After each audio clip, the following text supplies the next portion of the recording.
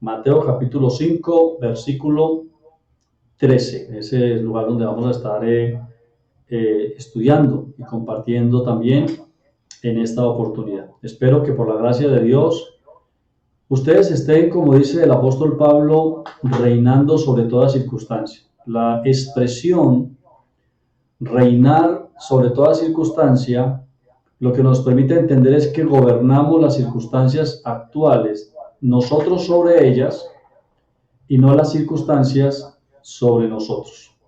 Eso se logra mediante el conocimiento del Evangelio de Cristo, pero también con la profunda confianza en Dios, que Dios tiene todo prediseñado y que Dios sigue teniendo control de todas las cosas. Cuando las cosas no salen como nosotros queremos o pensamos, o no están fluyendo como desearía nuestra alma, nosotros podemos tomar la decisión de mantener la calma espiritual, mental y emocional, aun que la circunstancia permanezca igual o no cambie, o incluso en ocasiones la circunstancia se ponga un poco más adversa. Aún así nosotros, por la profunda confianza en Dios, podemos sostenernos en ese estado mental, emocional y espiritual de decir: Dios tiene todo bajo control, con el favor y con la ayuda de Dios, las cosas se van a dar, van a mejorar, y entonces unir nuestro lenguaje,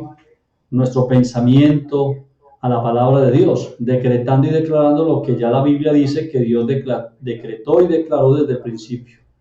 Como cuando nosotros decimos, caminamos en obra buena, preparada de antemano. Lo que estamos diciendo cuando usamos esa expresión es que las circunstancias actuales que hay en nuestra vida, las que no son favorables, nosotros sabemos que Dios de antemano ya sabe de ellas, y que también Dios de antemano ya hizo la provisión necesaria para que nosotros, diciéndolo de una forma que lo vamos a entender, tengamos un colchón donde si caemos no nos golpeemos, caigamos bien o podamos levantarnos, o incluso la circunstancia no haga en nosotros lo que generalmente haría en cualquier otra persona. O sea, ahí está la fe en Dios y en su palabra.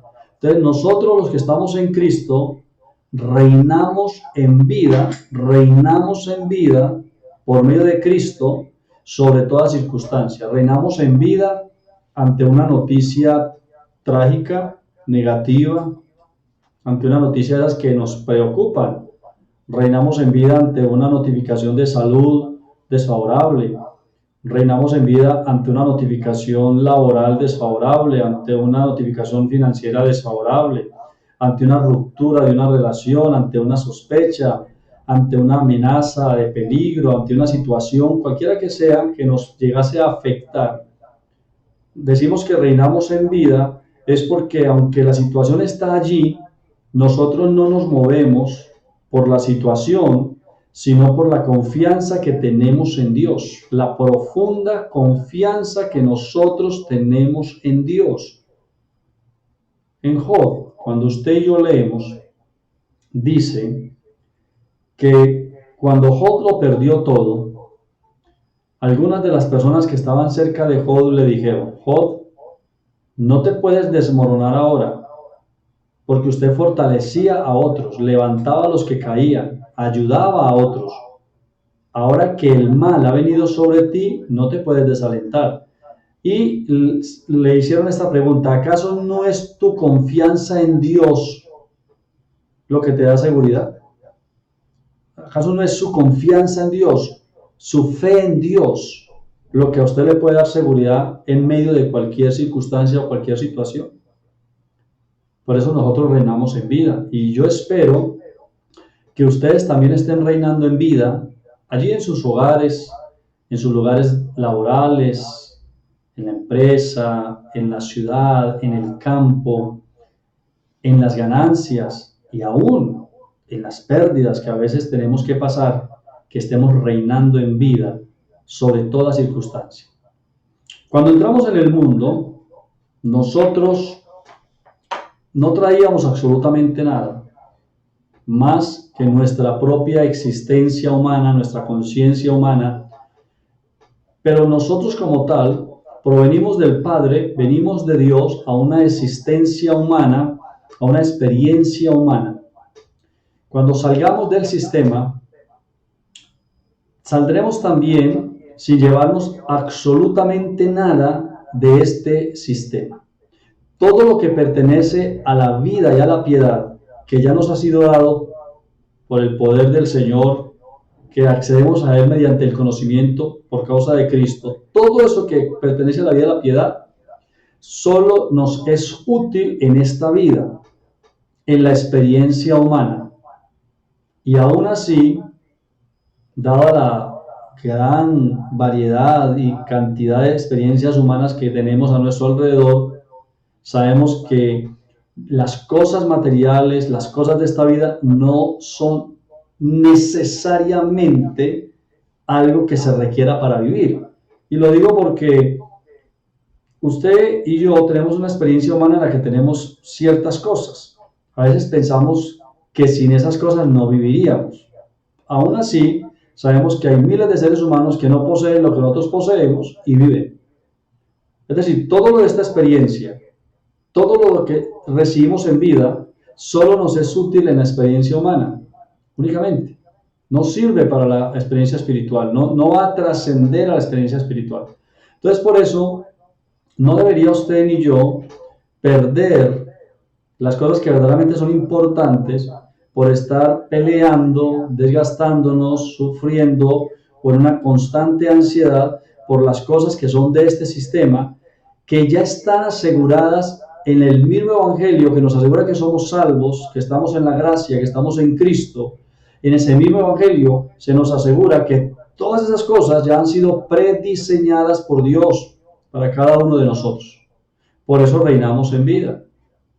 Por la confianza que tenemos en Dios, en la palabra de Dios, la convicción, la seguridad que tenemos en nuestro corazón, nos permite reinar en vida, aunque a veces no veamos que las cosas marchan bien. Sin embargo, yo sé que en la mayoría de las experiencias de cada uno de ustedes han visto la mano de Dios. Cuando digo que han visto la mano de Dios, debemos aclarar que no estamos hablando de una mano literal, porque Dios es espíritu. Estamos hablando de que han visto la intervención de Dios en sus asuntos de orden natural. Cualquiera que sea, ustedes han hecho oraciones. En esas oraciones ustedes han visto cómo Dios ha contestado sus oraciones, ha dado respuesta a sus oraciones, ha cambiado cosas, ha creado circunstancias, ha tocado personas, ha abierto puertas. Dios les ha abierto puertas a algunos de ustedes con gerentes, en bancos, en lugares donde no es fácil el acceso. Dios les ha provisto para pagar deudas, Dios les ha provisto milagrosamente para suplir, para el alimento. Dios les ha abierto puertas, incluso con personas que ustedes no pensaban que podían ser usadas para eso. O sea, Dios está a nuestro favor. Ustedes reinan en vida, hijos de Dios. Es algo que deben tener siempre guardado en su corazón. Reinamos en vida por medio de Jesucristo. ¿Quiénes reinamos en vida? Reinamos en vida, según el apóstol Pablo escribe a los Corintios, los que recibimos la abundancia de la gracia y el don de la justicia de Dios. La abundancia de la gracia y el don de la justicia de Dios. ¿Valoramos la gracia lo suficiente? ¿O es la gracia para nosotros una palabra tan usada que ha ido perdiendo paulatinamente en el tiempo su gloria, su fuerza, porque ahora usamos la palabra gracia para todo? Es la abundancia de la gracia de Dios. Leamos lo que dice el evangelista Mateo, capítulo 5, versículo 13. Versión NTV, Nueva Traducción Viviente.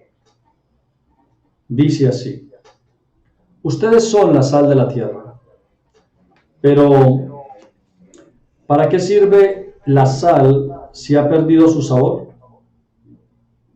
¿Pueden lograr que vuelva a ser salada? La descartarán y la pisotearán como algo que no tiene ningún valor. Ustedes son la luz del mundo. Como una ciudad en lo alto de una colina que no puede esconderse, nadie enciende una lámpara y luego la pone debajo de una canasta. En cambio, la coloca en un lugar alto donde ilumina a todos los que están en la casa. De la misma manera, dejen que sus buenas acciones brillen a la vista de todos, para que todos alaben a su Padre Celestial. Bueno, hemos leído las palabras del evangelista Mateo en el Sermón del Monte, en las Bienaventuranzas, las palabras que Mateo nos describe en la boca de Jesús, hablando de que hay personas que son la sal y la luz del mundo. Estamos hablando entonces, conectándolo con la gracia. Nosotros hemos nacido, como dice un amigo muy querido, que en el ministerio se le llama y se le conoce como apóstol también y como pastor, de nombre Nelson Mina. Él dice que muchas personas han nacido en cuna de oro al referirse a la gracia. Es decir, no tuvieron en su experiencia anterior religiosa mucho contacto con la religión organizada, con cualquier organización humana. Simplemente son personas que, como la gran mayoría, se han criado dentro de una religión tradicional en la cual no hay mucha participación, y tras las experiencias de su vida llegan a la gracia de Dios. Entonces se les habla de la inmensa y favorable gracia de Dios. Y bueno, todos hemos oído la enseñanza de la gracia. Quienes caminan conmigo saben que la expresión gracia es muy usada en las enseñanzas. Entonces nos acostumbramos a oír la gracia, sí, por la gracia de Dios, la gracia de Dios, abundante gracia, la gracia se derramó en sus labios, y expresiones como esas. Pero antes de que Jesús fuera a la cruz y muriera, antes de que Él pagara el precio, antes de que el pacto fuera cambiado por uno nuevo, la gracia no se manifestaba como se manifiesta después de la muerte y la resurrección. Es decir, que la relación del hombre con Dios y la forma en que Dios se relacionaba con el hombre estaba supeditada a una serie de sacrificios, de ceremonias que se tenían que celebrar estrictamente como se había determinado en la misma ley de Dios que se tenía que hacer. Quien no tenía en cuenta la forma del culto como Dios lo había ordenado, corría el grave riesgo de perder su vida en el intento o cuando lo hacía, cuando se acercaban a Dios. ¿Me hago entender? Para nosotros Dios es bueno. Para usted Dios es bueno. Incluso si ustedes escucharan a alguien hablando mal de Dios o diciéndole palabras groseras a Dios o cualquier cosa, quizás ustedes se molestarían y alguno pues defendería a Dios, ¿cierto? No hable así de Dios o tenga respeto, o cómo se le ocurre hablar de Dios y cosas como esas. Sin embargo, la antigua relación que tenía el pueblo con Dios antes de la muerte y la resurrección presentaban a un Dios en el cual había un interés de comunicarse con el hombre, se vislumbraba algunos aspectos de gracia, pero la gracia no estaba presente en su total plenitud. Eso lo sabemos porque la gracia y la verdad vinieron, Juan capítulo 1, con Jesucristo. Se hablaba de gracia, a veces se decía algunas cosas de gracia, pero la relación que sostenía Dios con el hombre y el hombre con Dios estaba basada estrictamente en una serie de ceremonias que tenían que hacerse como Dios dijo, y si no se hacían como Dios dijo, aunque Dios era bueno y es bueno, y aunque la gente se trataba de acercar a Dios, aún así, si no lo hacían como Dios decía, literalmente la gente se moría. Y en ese caso específico, Dios lo mataba. Porque las cosas no se hacían como Él decía. O sea, no se seguían las medidas que Él decía, no se hacía la preparación que Él decía, simplemente la persona, aunque tratara de acercarse a Dios, se moría. Entonces, en ese sentido, entendemos un poquito lo que dice Hebreos cuando dice que nuestro Dios es fuego consumidor. Porque ciertamente para un pueblo Él es amor y misericordia, y para otro pueblo fue un Dios de guerra, un Dios de juicios, un Dios de castigos, un Dios de correcciones. Pero todavía tenemos nosotros en nuestra mente y en nuestro corazón esa idea de un Dios castigador. Es la antigua relación del hombre con Dios y de Dios con el hombre, basada en el juicio, en el castigo. Si no hacíamos las cosas bien, éramos castigados. Ese castigo incluía la muerte muchas veces. Entonces, los sacerdotes que presentaban anualmente el sacrificio por el pueblo morían. Cada año morían. Hubo ocasiones en que en un año, cuando se presentaban, morían varios. ¿Y por qué morían? Porque no hacían las cosas como Dios dijo, porque no se habían preparado como Dios dijo. Había una serie de preparaciones que se tenían que realizar antes de que se presentaran delante de Dios. Eso incluía abstinencia de ciertos alimentos, abstinencia de ciertas celebraciones y abstinencia también de algunos aspectos sexuales. Si no cumplían, cuando se presentaban delante de Dios, si habían saltado alguno de esos, se morían. O sea, había mucha exigencia, o sea, no había la gracia que tenemos hoy en día. Estábamos en un sentido espiritual delante de Dios desnudos. Estábamos sin vestido alguno. Así lo presenta Pablo en Corintios. Ahora que usted y yo estamos en Cristo, estamos vestidos. Cuando Dios nos ve vestidos. Pero cuando no estamos en Cristo, entonces estamos desnudos. Y para poder entender eso a nivel espiritual, tenemos que mirarlo a nivel natural. Nosotros, todas las personas, sin importar la cultura, siempre usan algún tipo de vestimenta para cubrir, si no todo el cuerpo, al menos algunas áreas del cuerpo. Cuando en nuestra sociedad vemos a una persona que camina o sale desnuda, entonces generalmente y normalmente aún hoy día, a pesar de toda esa manifestación de falta de vergüenza, de toda esa inmoralidad que se presenta, aún así, la gente se escandaliza si ve a alguien desnudo. Tratan de cubrirlo. Tratan de que se le cubra, de que se le ponga alguna prenda, o que se le lleve a un hospital, o que se le lleve a un hospital psiquiátrico. Tratamos de cubrirlo porque la persona está desnuda y no es natural que ande desnudo. Causa cierto rechazo y burla y menosprecio en algunas personas hacia ese ser si está desnudo. Ahora traslada eso al aspecto espiritual. Desnudos espiritualmente, sin podernos acercar a Dios, dependiendo nuestra relación con Dios de si cumplimos y entendimos los parámetros que Dios estableció para podernos acercar a Él. Y si no los entendimos, no había forma de rectificar, simplemente nos moríamos. Simplemente éramos rechazados. No se podía preguntar.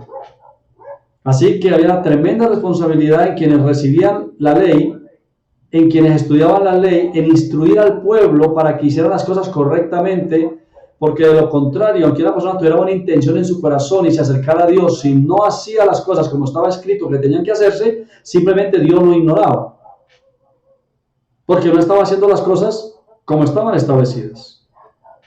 La gracia, el regalo, el favor, el vestido espiritual que hemos recibido en Cristo tras la muerte y la resurrección del Señor, nos liberó totalmente de la vergüenza, de la desnudez espiritual, y nos puso un vestido que es aceptado eternamente y para siempre.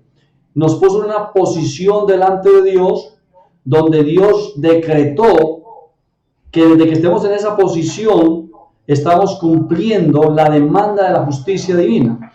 Estamos satisfaciendo la demanda de la justicia divina. Que mientras que estemos en esa posición siempre se nos garantiza que siempre seremos aceptos delante de Dios. importar nada más. Mientras que usted esté en Cristo, cubierto de Cristo, vestido de Cristo, usted siempre será acepto delante de Dios. Será aceptado y amado por el Padre. Y no se le exigirá nada en cuanto a la comida, ni en cuanto a la bebida, ni en cuanto al vestido, ni en cuanto a formas, ni a ceremonias. Todo eso pasó, porque ahora usted está en la gracia, en el favor de Dios. Es como si antes usted y yo, como luminares, como bombillos, como una lámpara, como un reflector, como algo que da luz, estábamos apagados. No teníamos conexión con la energía. Y aunque estábamos hechos para dar luz, lo único que se veía en nosotros o que generábamos nosotros por la ausencia de la luz era oscuridad, era tinieblas, confusión, normas humanas, pensamientos humanos, doctrinas humanas, enseñanzas humanas, dedo señalador, castigo, maldiciones, incredulidad, todo aquello contrario a la luz. Estábamos en desgracia. Estábamos ajenos a la gracia de Dios. Vivíamos ajenos a las promesas y a la gracia. Así que la luz, la energía, el vestido viajó desde la misma presencia de Dios, se trasladó a la humana debilidad, a la experiencia humana, y desde la experiencia humana en la vida de Jesús, Él, con su muerte y su resurrección, nos trasladó, nos rescató y nos trasladó de las tinieblas a la luz, de la muerte a la vida.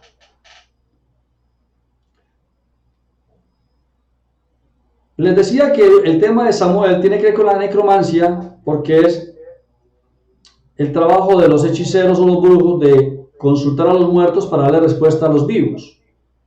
Pero dejando ese tema aparte, normalmente uno puede incluso ir al cementerio y preguntarle a los muertos, pero generalmente no hay respuesta, solamente hablará uno. O sea, no es lógico ni común que usted vaya y se pare en el cementerio y toque una lápida o toque la tierra y haga una pregunta y que la persona le responda, porque está muerto, no está allí.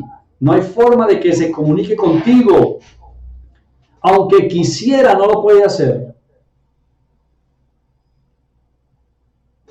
Sin Cristo, sin la gracia, así está el hombre delante de Dios, muerto, desconectado, sin la vida espiritual, sin la vida de Dios, sin la comunión con Dios, porque ya no hablamos tanto de relación, sino de comunión con Dios, la cual nosotros hemos adquirido en la persona de Cristo. Uno puede tener un bombillo muy costoso en la casa,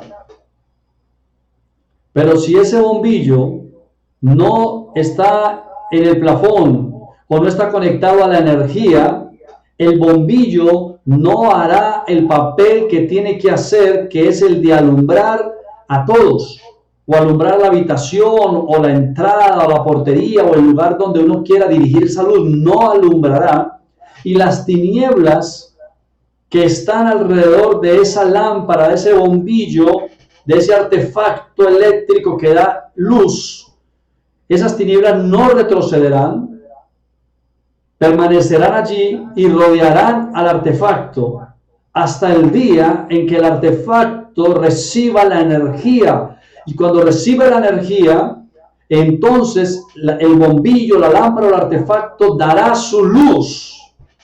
La energía le permitirá mostrar la naturaleza de aquello por lo cual está hecho, que es alumbrar.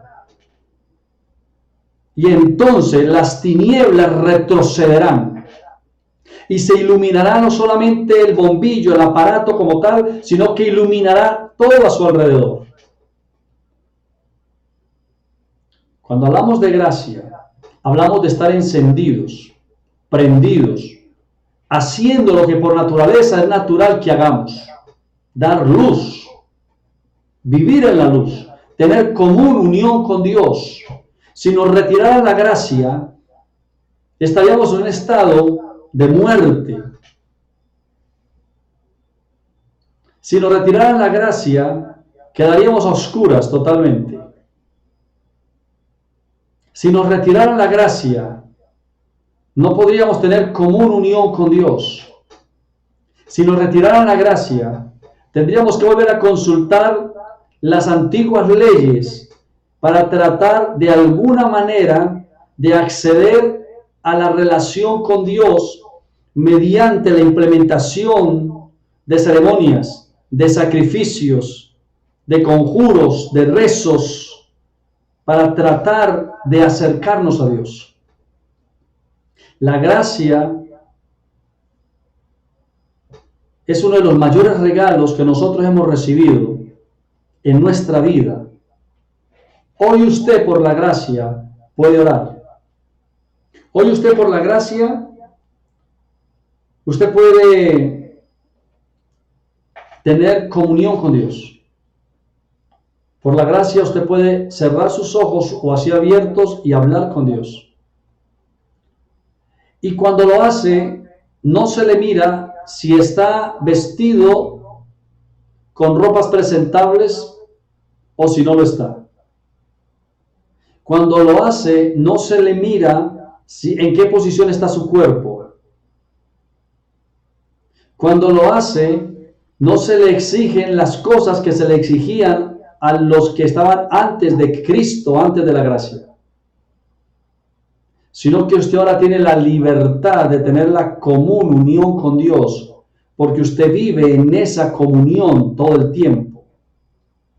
Al ser tan común, la gracia, al nacer en ella, al vivir en ella, al movernos en ella, entonces podemos tender a caer en un estado donde no valoremos la gracia, donde no nos importe la gracia, donde no le demos el valor a la gracia. Creo yo y pienso que la mayoría de quienes escuchan en este momento pueden ver, o la mayoría de quienes ven pueden escuchar. Nacimos escuchando, nacimos y se nos dio la visión, es tan natural. A veces se nos dice no consuma ciertos alimentos que le puede afectar su salud, su visión. No esté tan cerca de ciertos aparatos que le puede afectar la visión. Yo he visto personas que hacen soldadura y se sabe que para hacer la soldadura se requiere usar unos lentes. De acuerdo a la soldadura, se debe usar un lente especial para proteger el órgano del ojo y la visión. Aún así, usted encontrará a miles de personas que practican la soldadura que no utilizan los lentes. Oído, tienen la visión, siempre han visto. No les preocupa, porque no han tenido un día, ni una semana, ni un año sin poder ver, siempre pueden ver. Y entonces arriesgan su visión, arriesgan la salud de sus ojos, porque consideran que siempre podrán ver. Lo que ellos ignoran es lo que a muchos les ha pasado, y algunos de ustedes han sido testigos de ello, no por su experiencia, sino porque lo han visto en personas cercanas. Hay personas que habiendo nacido con el ojo bueno y la visión buena, han perdido su visión. Y entonces allí es donde se le da el valor, la importancia a la visión. Allí es donde se valora la visión. Por ahí dicen que cuando uno pierde algo es cuando realmente lo valora, que nadie sabe lo que tiene hasta que lo pierde. Y mucha gente lo dice en relación al padre y la madre, porque los hijos a veces tienen un comportamiento tan indiferente con los padres tan brusco, tan fuerte, porque el padre siempre ha estado ahí, la madre siempre ha estado ahí. Pero un día ese padre y esa madre va a morir. Si siguen el orden natural de que mueren primero los padres que los hijos. Va a morir. Y a veces esos hijos que siempre tuvieron allí a su padre y a su madre y que tuvieron la oportunidad de darle un abrazo, de dar una invitación a comer, ir a comer un helado, tener un diálogo interesante con ellos, tener un gesto, darle una palabra, pedir perdón, ofrecer una disculpa, llevarle un café a la cama. Esos hijos que siempre tuvieron la oportunidad de hacer un buen gesto hacia esos progenitores, pero no lo hicieron, cuando pierden a esos progenitores, se dan de golpes contra las paredes, se meten en unas bebetas de 15, 20 días, se quieren morir. Algunos dicen, entiérrenme a mí también, que también me quiero morir de una vez. Porque perdieron lo que creyeron que tendrían para siempre. El texto que leemos dice, ustedes son la luz del mundo. La luz normalmente debe estar en un lugar público, generalmente en un lugar alto, porque uno de los propósitos de la luz es alumbrar, y lo hace mejor si está en un lugar alto que si está en un lugar bajo, y lo hace mejor si está expuesto que si está escondido. ¿Para qué sirve un foco si no da luz? ¿Para qué una lámpara en un poste en una calle si no da luz? ¿Para qué una casa llena de bombillas si no dan luz? El propósito de la bombilla es generar luz. Jesús estaba diciendo, ustedes son la luz del mundo. Ustedes son las bombillas que encienden al mundo para que el mundo no ande en tinieblas. Ustedes muestran la gracia de Dios. Ustedes le muestran al mundo lo fácil que es acercarse a Dios. Cuando usted mira el Evangelio de Cristo, que es el Evangelio de la gracia, usted lo puede comparar con cualquiera de las más de 1000 religiones que hay en el mundo. Usted puede comparar el Evangelio de Cristo y solo en el Evangelio de Cristo el hombre es acepto por Dios tal y como es. Solo en el Evangelio de Cristo el hombre tiene seguridad de vida eterna en vida. Solo la gracia nos presenta perfectos delante del Padre. En cualquier religión usted tendrá que cumplir normas, ceremonias, hacer sacrificios, pagar el precio, completar la salvación. Y aún así tendrá que morir y no tendrá la seguridad de que es salvo hasta después de la muerte. Ustedes son la luz del mundo. Una ciudad que está en un lugar alto se puede divisar desde lejos. Se puede ver desde lejos. Una lámpara ubicada en un lugar estratégico puede librar a las personas de una caída, de un accidente, de un atraco, de un mal momento. ¿Cómo sufrimos cuando se va la energía? ¿Cómo sufrimos cuando se le apagan las luces al vehículo y estamos conduciendo? ¿Cómo sufrimos cuando hay un apagón? Todo el mundo corre, la lámpara, la vela, traiga la veladora, porque la luz es necesaria. Jesús dijo, ustedes son la luz del mundo. Ustedes mejoran la vida de las personas. Ustedes mejoran la condición de sus casas, de sus hogares. Ustedes mejoran la condición laboral de sus empleados. Ustedes mejoran el ambiente familiar de sus casas. Ustedes preservan al mundo porque el mundo puede mirar hacia ustedes y en su comportamiento, en su forma de proceder, en su reinar en vida, el mundo podrá entonces encontrar la senda, el camino que debe seguir. Pero si usted y yo, que somos llamados a reinar en vida, no reinamos. Si usted y yo, que somos llamados a ser la luz del mundo, no alumbramos, no hay esperanza para el mundo. No hay esperanza para las familias. No hay esperanza para la sociedad. No hay esperanza para nuestra nación entonces. No hay esperanza para el mundo. Si se apagan todas las lámparas, nos sumimos en una profunda oscuridad. Aún así, siendo más drásticos aún, si nuestro sol, que es la fuente de energía, se apagara, la vida dejaría de ser en el planeta y nuestra Vía Láctea cambiaría. La luz es supremamente importante. Así que cuando Jesús dice que usted es la luz del mundo, lo que está diciendo usted es importante para la sociedad, para el mundo, en el tiempo que a usted le corresponde, usted es importante. Usted puede que no lo note, pero su vida influencia a miles de personas. Usted tiene influencia en miles de personas. Sus comportamientos, sus palabras, sus acciones, la forma en que usted vive.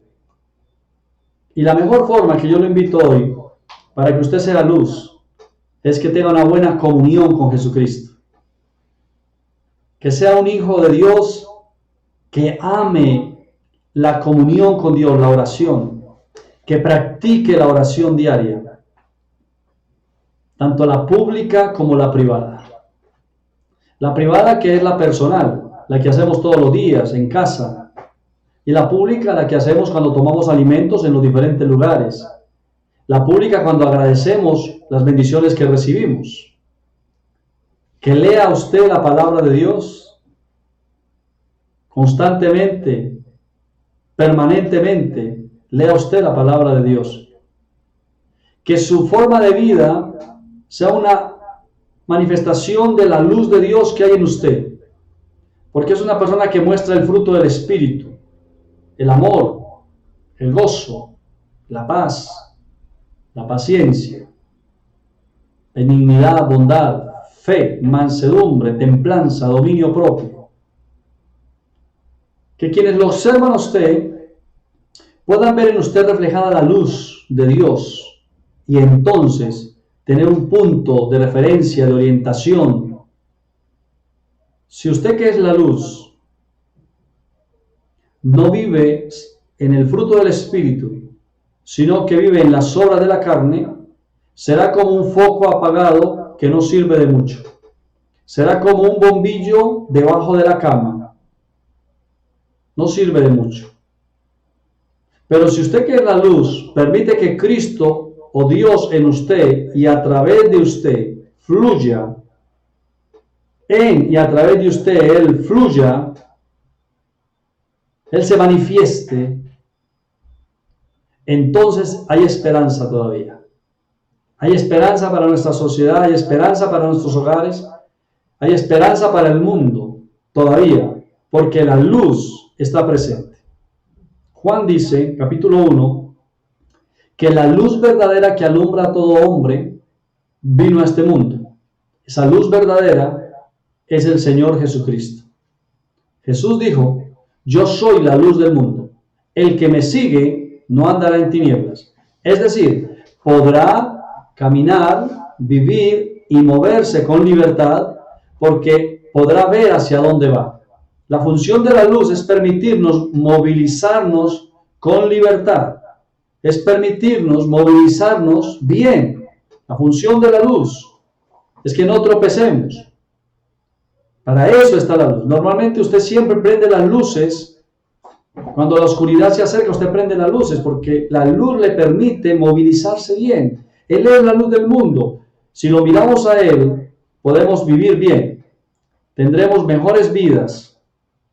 Seremos más agradecidos, viviremos más felices, tendremos más alegrías, estaremos más sanos, tendremos mejores comportamientos como seres humanos, comportamientos buenos, tendremos una mejor relación y comunión con el cónyuge, con los hijos, con los progenitores, con la familia, tendremos una mejor comunión con el entorno, aportaremos a la sociedad, aportaremos a otras personas.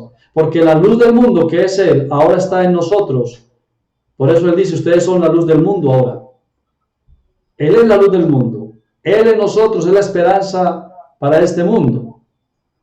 Nosotros sabemos que este astro maravilloso que es la luna, no genera luz propia, sino que la luna, ubicada tan estratégicamente y de tanta influencia sobre el planeta Tierra, recibe la luz del sol y la luz que el sol emite y le da a la luna, ella la puede reflejar y proyectar hacia la tierra.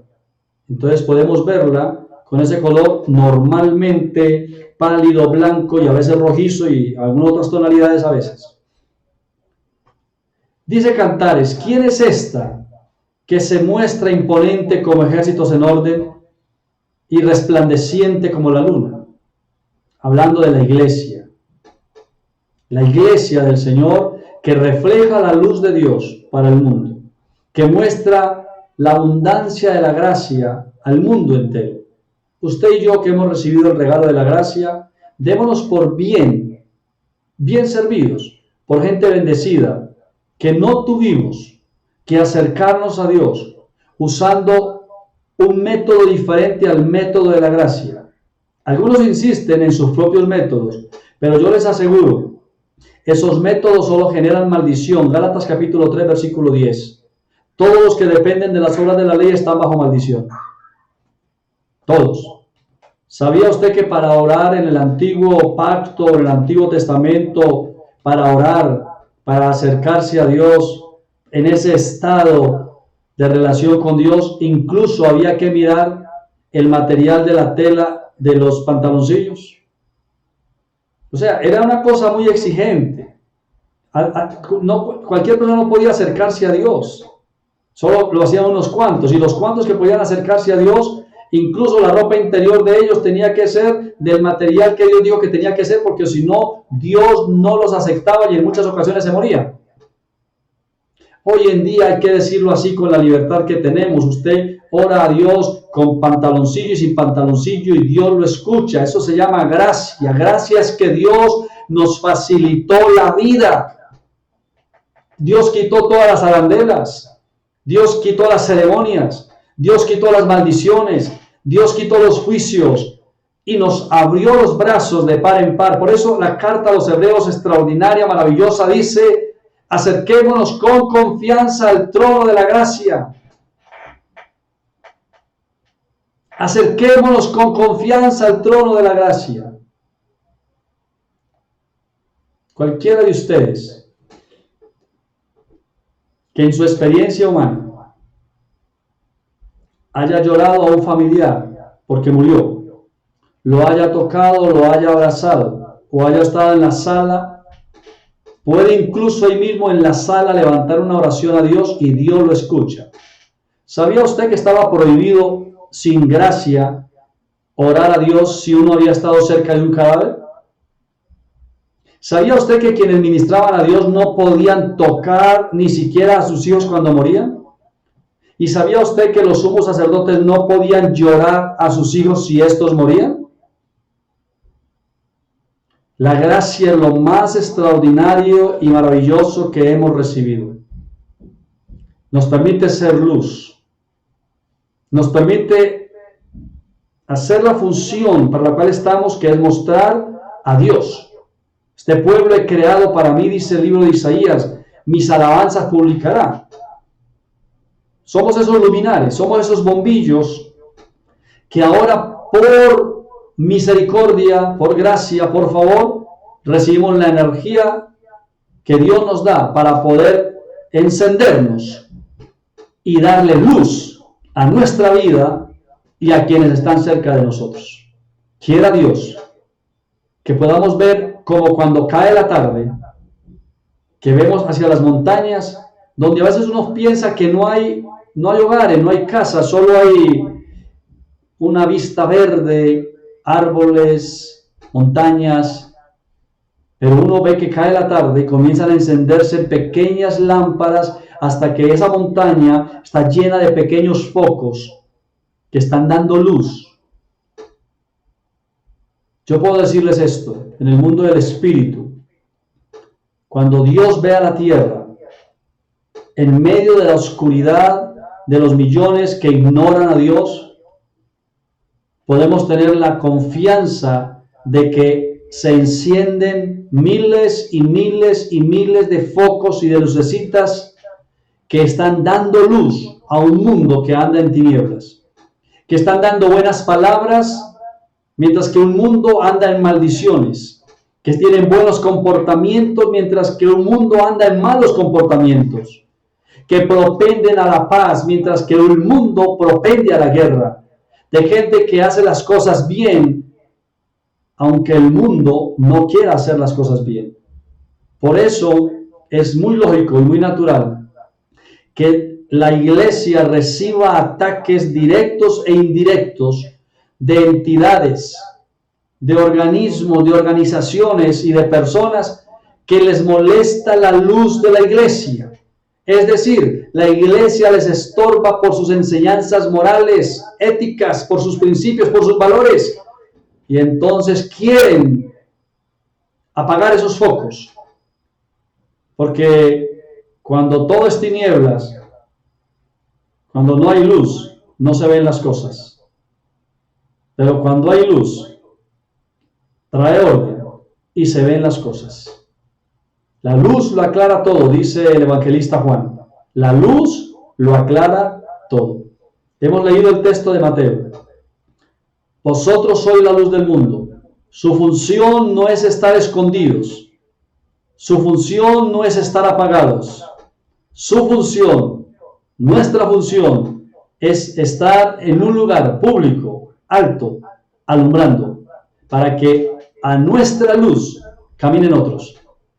Por nuestra experiencia humana, otras personas eviten hacer algunas cosas porque nosotros les damos luz sobre esos aspectos en la experiencia de ellos también. Oremos al Padre en esta oportunidad. Allí donde usted está, ore conmigo hoy. Haga una oración sincera desde su corazón, genuina. Y oremos. Padre, muchas gracias por la luz que es la vida y por esa vida y esa luz que se manifestó en el mundo. Gracias por Jesucristo tu Hijo, la luz del mundo. Gracias por la presencia y la influencia de tu Hijo en nosotros, convirtiéndonos en luz del mundo. Miles de personas que pueden reflejar y manifestar la vida del reino, la luz de Dios, trayendo claridad, luz a miles de personas, trayendo esperanza, confianza, fe. En este momento en el que el mundo atraviesa por sus momentos de oscuridad y de crisis, tu pueblo, tu iglesia, tus hijos, Cristo en nosotros, la esperanza de este mundo, la luz de este mundo. Gracias, Señor, por la luz que emite cada uno de tus hijos en el lugar donde le has puesto.